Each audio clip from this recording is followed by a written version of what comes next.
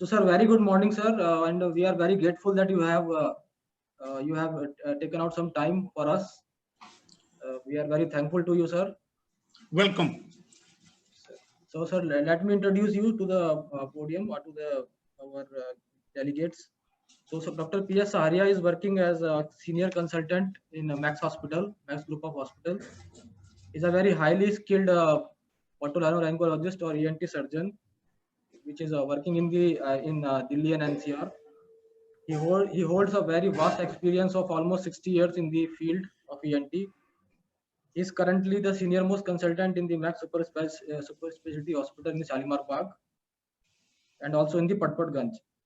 He has a very vast and keen experience in rhinoplasty. That's his area of very much interest, and he has given lectures and live demonstrations and workshops in various national and international podiums.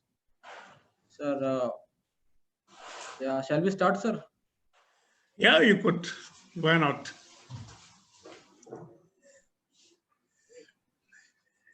Yeah, could we have the first slide? Yes, sir. I am just starting, sir. Well, it's a great pleasure to be addressing the August gathering like Good morning, IPL. sir. Dr. Rohit here.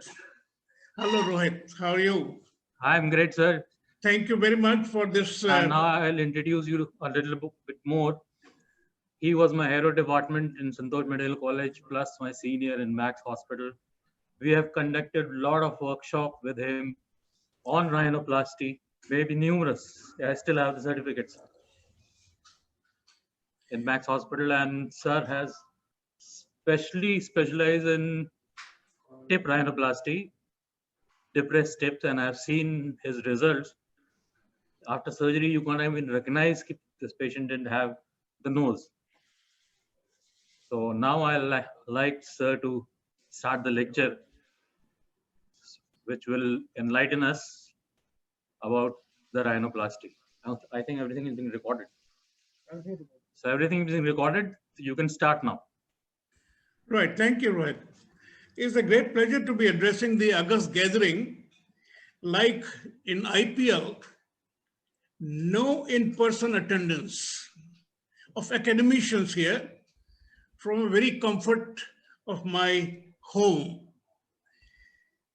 Thanks to Professor Anup Raj, Professor Rohit Saxena, the head of the department, Dr. Tony Hollins Chew, Dr. Pradeep Nayak, and ever-helping Dr. Vivek Pathak, and dear colleagues from the country and abroad in the School of Medical Sciences and Research, Sharda University, Greater Noida, which has been spearheaded by stalwarts like Dr. P.K. Gupta, Dr. P.L. Karihoguru, and Dr. Manisha Jindal. To talk about the rhinoplasty, the region of nasal superstructure and the inside of the nose are very pious to ENT surgeons. It deals with dysfunction and cosmesis. They are very close to the ENT fraternity, and they are very close to the heart of the ENT fraternity of the people. Could we have the first slide, please?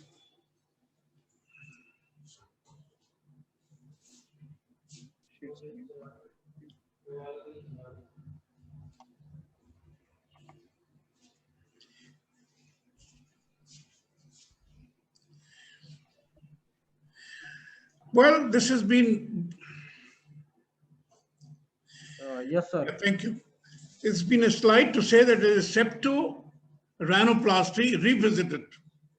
Revisited in the sense that a concept has been created by this terminology of septo-rhinoplasty. And we're going to talk about the basis of septo-rhinoplasty according to my conceptions. Next slide, please. Well, let's go back to your first year, the anatomy of nasal septum, which consists of ethmoid, vomer, nasal bones, upper lateral cartilage, medial crura, membranous septum, anterior nasal spine, and cartilaginous septum.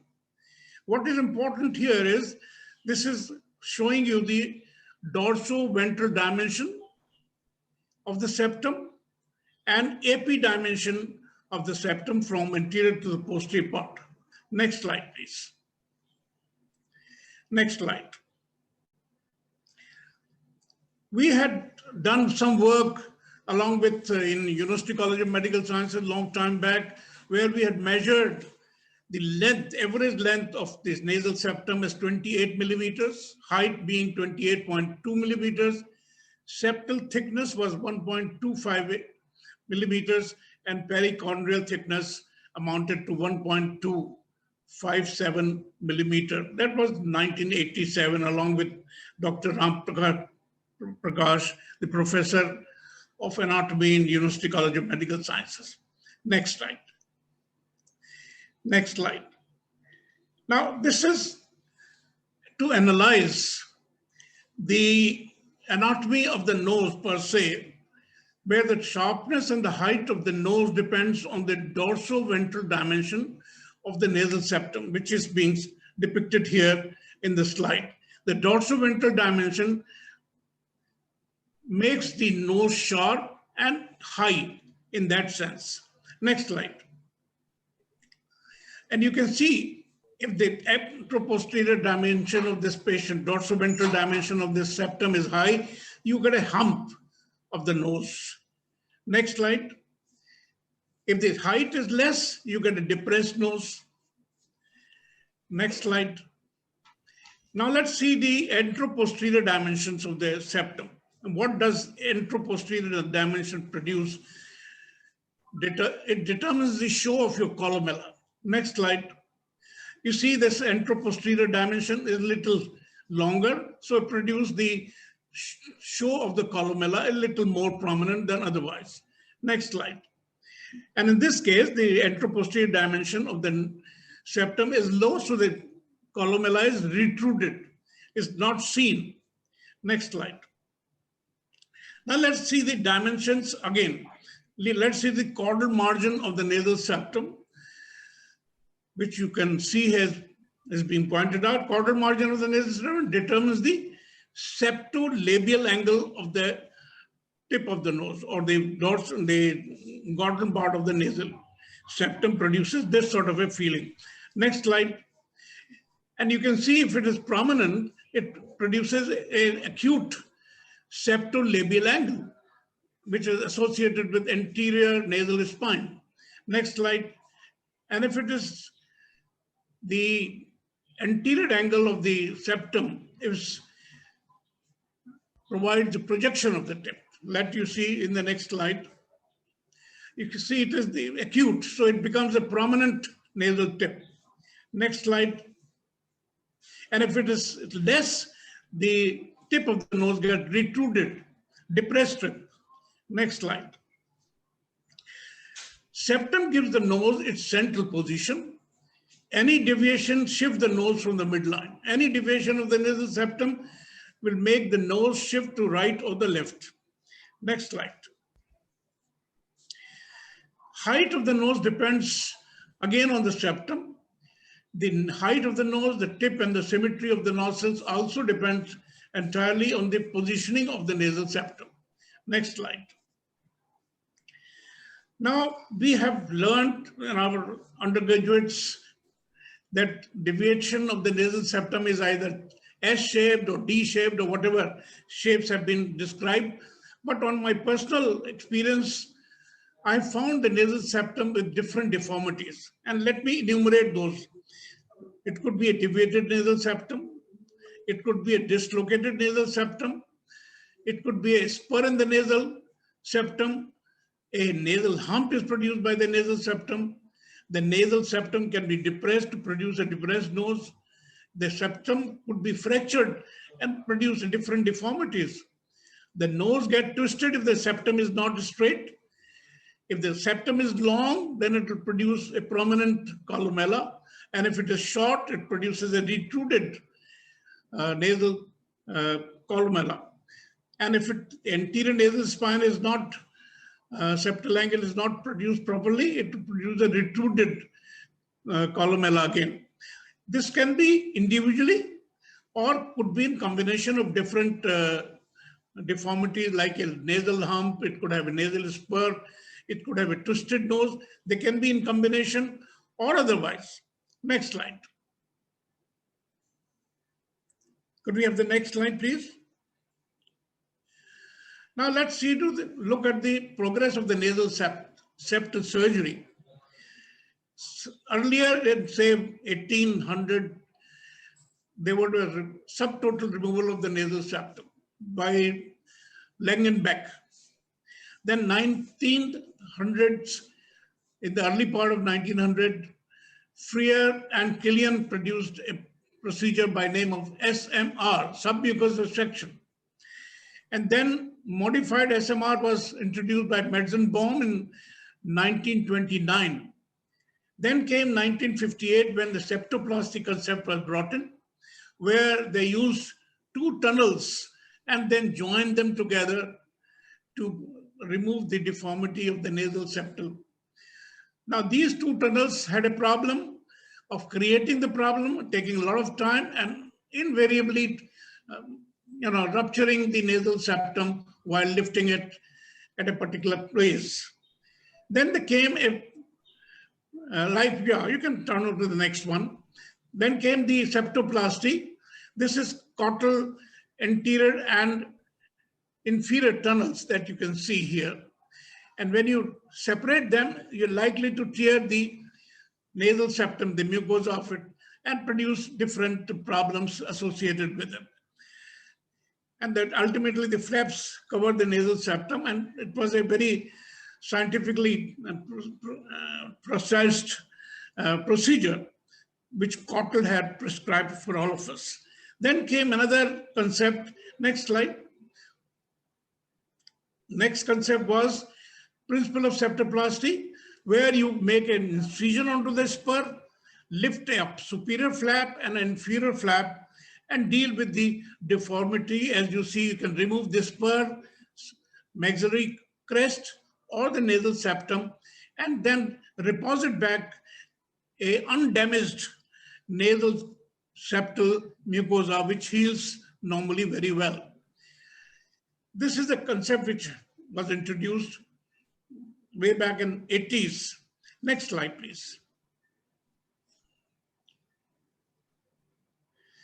Now we're coming to the patients per se. Here the nasal septum is deviated, and so is the external nose is also deviated, and you can see a dislocated septum caudal margin on the left nostril. Next slide. You can see the septum lying on the left side more than on the right, and you can see the asymmetry of the nostrils. Next slide. And this is how, as I told you on the diagrammatic, you remove the spur after reflecting the mucosa and remove the bony spur as well as cut out the cartilage in the septum. Next slide, please.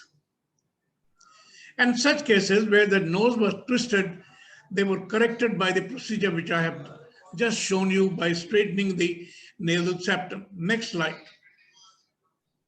You can see the asymmetry of the nostrils on this side, and in a different horizon, you can see they are lifted up and they are symmetrical, they're wide, and the nose is uplifted by correcting the nasal septum.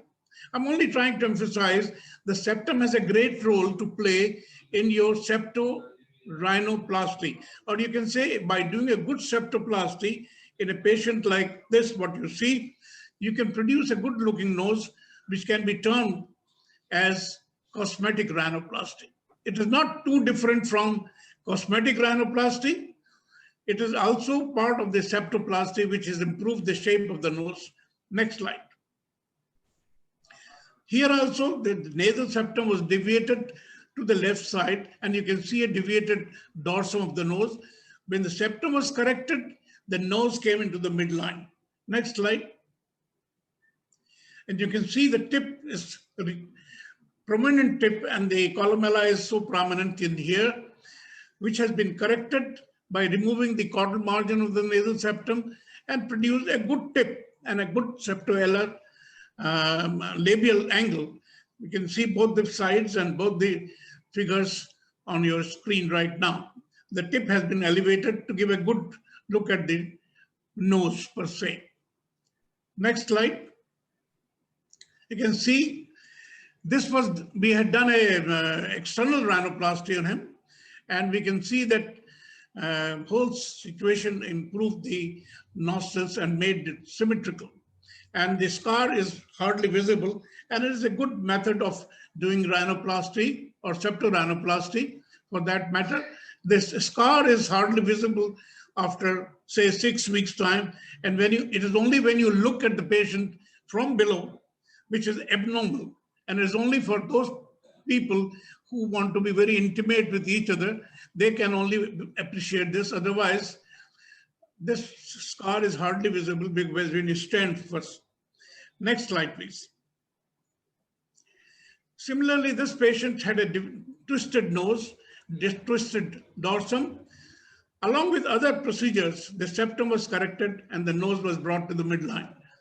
Yeah, next slide.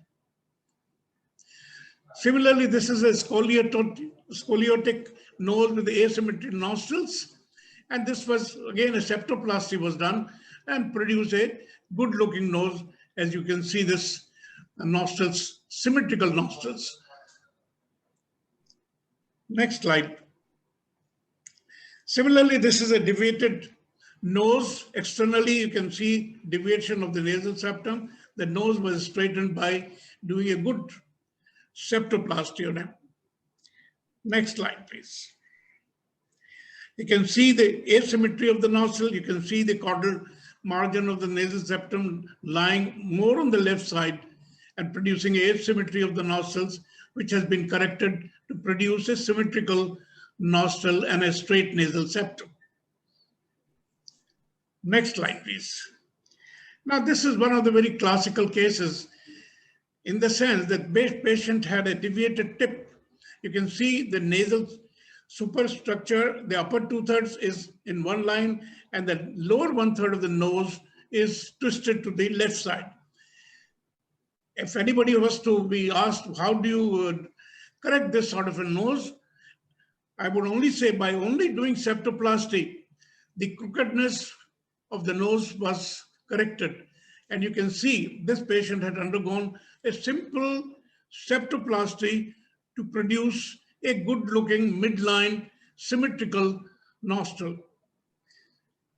This only emphasizes that if you do a good septoplasty as an ENT surgeon, you ultimately achieve a good septorhinoplasty and a good cosmetic result of such cases. Next slide, please. This is another situation where the tip is deviated to the right side and the tip is very broad. But when you do a good septoplasty along with other procedures on lower layer alar cartilage or upper alar cartilage, you can thin the nose as well as make it into the straight line, and tip becomes rather better than what this young man had. Next slide, please. You can see the difference between the two. The tip is now more symmetrical, more sharper, and the nostrils are more symmetrical to each other. Next slide, please. Now we must visualize the septum in its 3 dimensions. That is very important. You must have a look at the anteroposterior aspect of the nasal septum. You can see the prominent tip and prominent columella.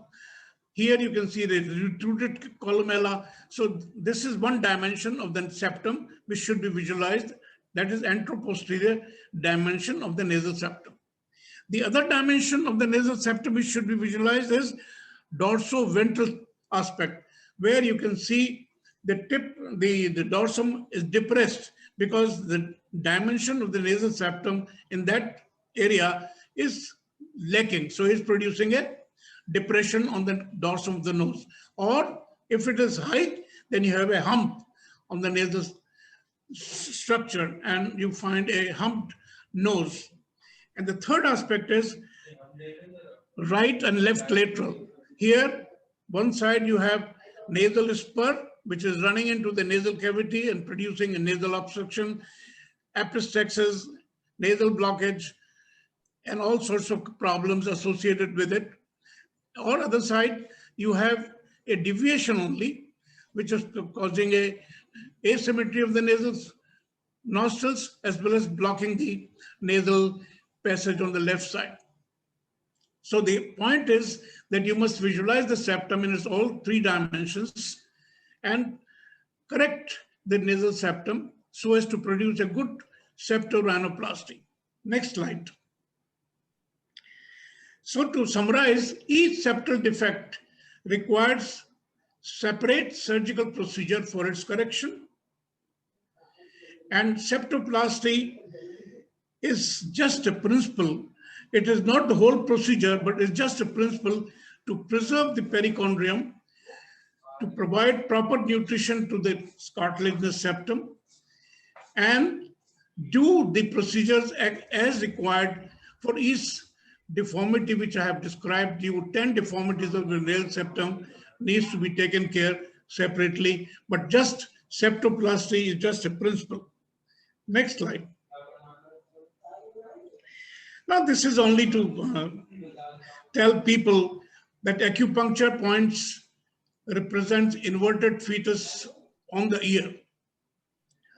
Similarly, there could be a possibility in future that you have DNA for facial features on your chromosomes, which can be modified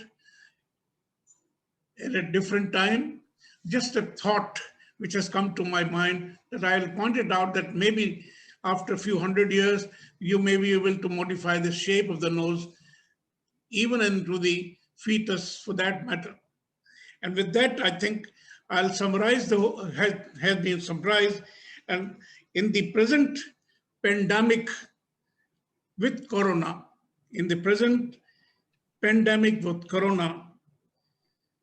as a human and a doctor, I wish to end the lecture with one slogan, the Samasta Loka, Swasth Sukhino Bhavantu. I wish everybody good health and healthy living with good functioning and good shape of the nose. Thank you very much.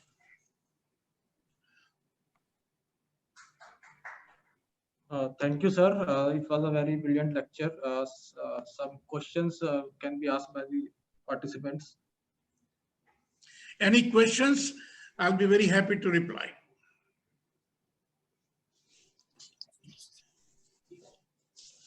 Sir, the tip deformities, sir, how you address a tip deformity? Suppose a patient is having Beg your pardon? tip. Sir, tip deformities like parrot tip. Sir, parrot tip deformities, how you address the parrot tip deformity, sir? No, I'm not really able to hear you. Sir, tip deformities. Sir, nasal tip deformities, sir, how will you? Okay, you ask the participants to put a question if there is. Dr. Sanjeev Avasthi could have a problem, or anyone else could have questions for this. The point is only to say that septum is so vital for the shape of the nose that we must take care of the septum in a proper way. And there are different deformities of the septum which can be dealt with different procedures.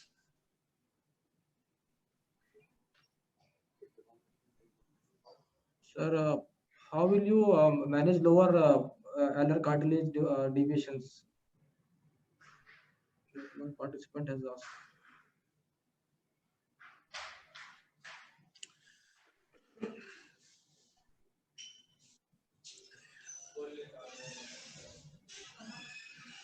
Doctor साहब को कोई और सवाल? Any question can be put on the podium, I think, no?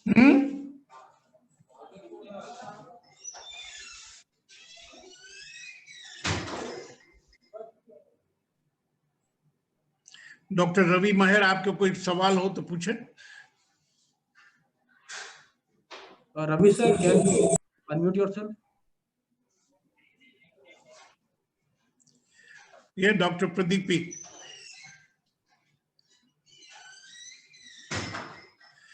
How do you address the lower? What was the question?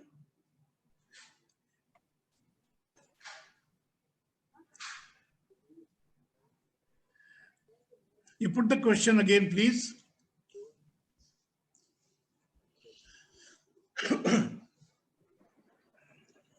Good morning, sir. Good morning.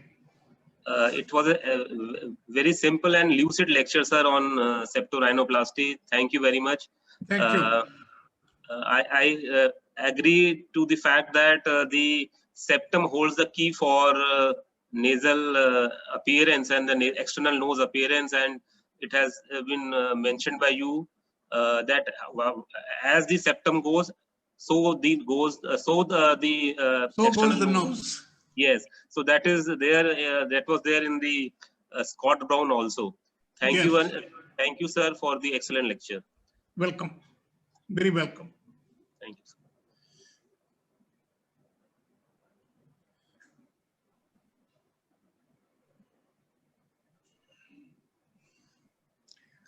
हो गया पाठक साहब? Yes, sir. I think more questions the participant want to ask, they can ask. Someone has asked the Pradipti, Dr. Pradipti, has how to address the lower lateral cartilage in tip deformities, sir. Your audibility is a little less. You have some mic available. Use How a to mic. address the lower lateral cartilage in tip deformities, sir? मेहर साहब की आवाज तो बहुत साफ आई. 1 second, sir, I'm checking.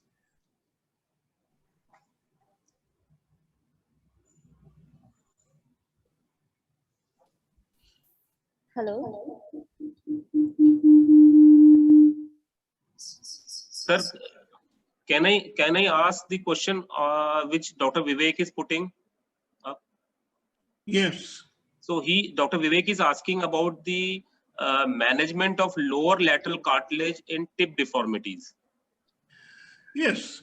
The lower alar cartilage produces the shape of the lobule of the nose, and which can be modified by reducing the upper edge of the lower alar cartilage and to thin out the lobule of the nose. Yes, they can be done, which I have not dealt with because I was mainly concentrating on the septum here.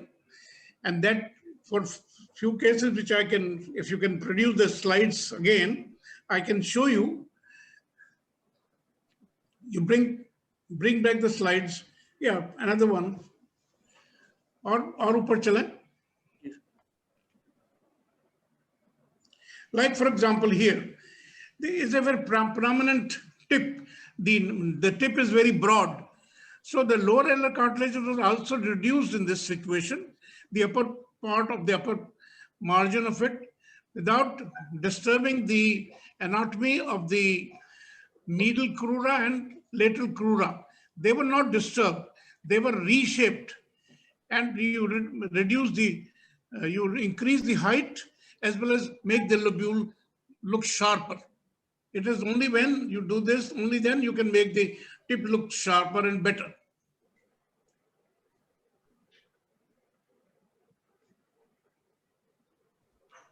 And you deliver out the lower alar cartilages, which I have not shown here because I was mainly concentrating on the septum.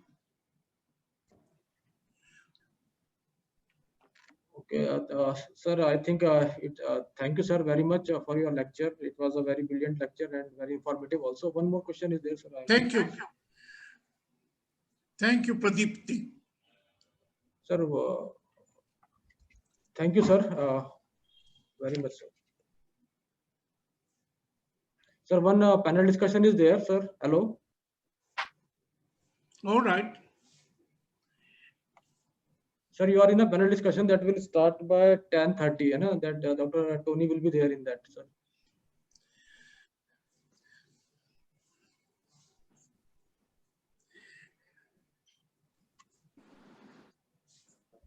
Make it a little louder if possible. Sir, you are in a panel also at 10:30. There is a panel on rhinoplasty only. Dr. Tony will be there, sir. You are also sir, panelist in that, sir.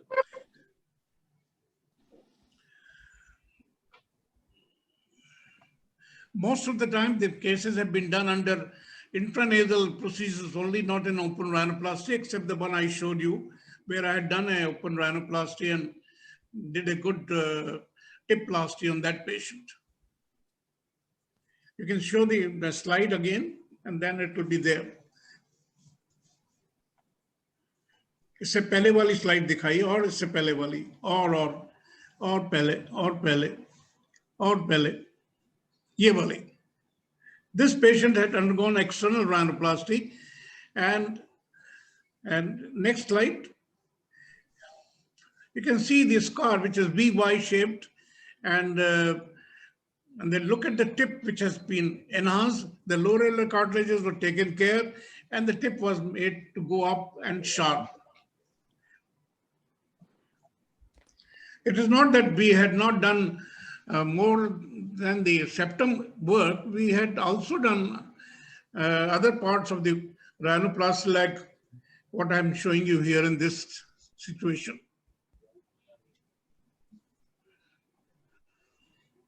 So thank you very much, sir.